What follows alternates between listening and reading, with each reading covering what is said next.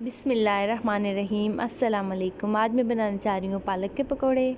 उसके लिए लिए हैं मैंने 2 अदद प्याज, थोड़ी सी पालक। प्याज मैंने मीडियम साइज़ के लिए हैं, इस तरह से काट लिए हैं। पालक ली है थोड़ी सी, धनिया लिया है थोड़ा सा। उसके बाद 3 अदद मैंने सब्ज़ मिर्चें ली हैं, थोड़ा सा पुदीना लिया है। ये देखिए जी, सारी चीज़ों को इस तरह से हमने काट लिया है। आलू ले लिए हैं मैंने तकरीबन 3 अदद, इस तरह से मैंने काट लिया है, स्मॉल साइज़ के थे। और 1 टमाटर और बेसन लिया है मैंने 2.5 कप। ये तिमर मैंने लिया है 1 टेबल स्पून। 1 टेबल स्पून ही मैंने लिया है सूखा धनिया। उसके बाद अनारदाना मस्ट, अनारदाना भी मैंने 1 टेबल स्पून लिया है। हल्दी पाउडर में 1 टीस्पून और कुटी हुई मिर्चें में 1 टेबल स्पून।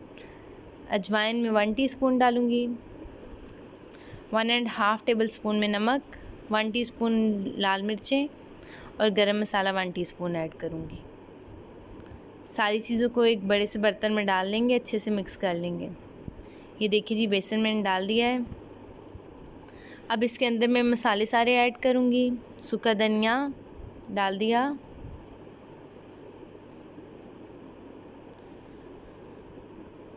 अनारदाना डाल दिया, ये देखें, तिम्बर भी डाल दिया है। तिम्बर बहुत अच्छा होता है मैदे के लिए, पकोड़े नुकसान नहीं देंगे आपको फिर। ये देखिए जी, गरम मसाला भी डाल दिया है मैंने, कुटी हुई लाल मिर्ची भी डाल दी है मैंने, हल्दी पाउडर भी डाल दिया है, लाल मिर्ची भी डाल दी है मैंने, नमक भी मैंने ऐड कर दिया है।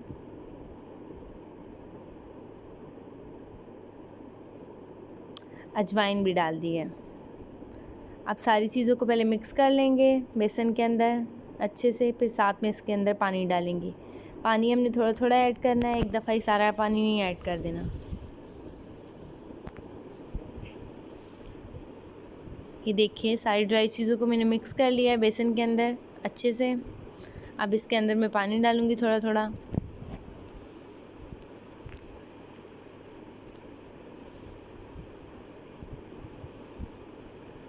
बेसन को आप लोगों ने छान लेना है। छान लेने से ये फ़ायदा, फिर गुठलियाँ नहीं बनती बेसन के अंदर।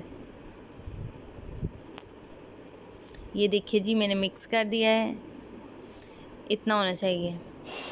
अब इसके अंदर मैंने सारी चीज़ें ऐड कर दी हैं, ये सारी, ये आप लोग देख सकते हैं, आलू, प्याज, पालक, टमाटर, सब्ज़ मिर्चें और पुदीना, सारी चीज़ें मैंने डाल दी हैं इसके अंदर। अब हाथों की मदद से, आप लोग चाहें तो चम्मच की मदद से भी इन्हें मिक्स कर सकते हैं। मैं हाथों की मदद से इन्हें मिक्स करूँगी। हाथों को पहले अच्छे से वॉश कर लेना है। ये देखें जी, अच्छे से मिक्स कर लेंगे।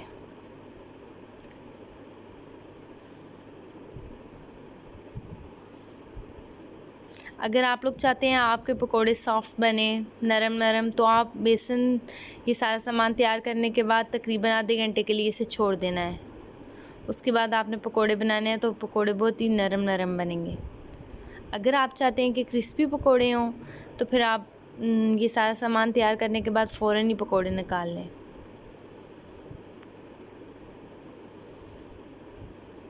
तो मैं जो बना रही हूँ वो थोड़े नरम नरम पकोड़े होंगे, इसलिए मैं थोड़ी देर के लिए 10-15 मिनट के लिए इसे छोड़ दूँगी।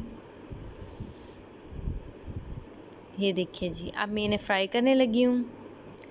ये अच्छे से तैयार है।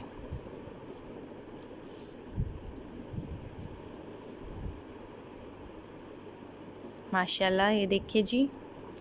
अब मैंने पैन में ऑयल डाल दिया है गर्म होने के लिए। आप रीयूज़ ऑयल इस्तेमाल कर सकते हैं, जिसमें पहले पकोड़े या चिप्स वगैरह बने हुए हों। अब इसमें पकोड़े डाल लें। आप लोग चाहें तो चम्मच की मदद से भी डाल सकते हैं, मैं हाथों की मदद से डाल रही हूँ। 1 बाय 1 सारे पकोड़े इसके अंदर ऐड कर देंगे। ये देखिए जी, ऐसे हाथों की मदद से ज़रा आसान होते हैं, बस प्रैक्टिस की ज़रूरत है, फिर इजीली बंदा डाल सकता है। माशाल्लाह, ये देखिए जी, बबल्स बन रहे हैं ऑयल में।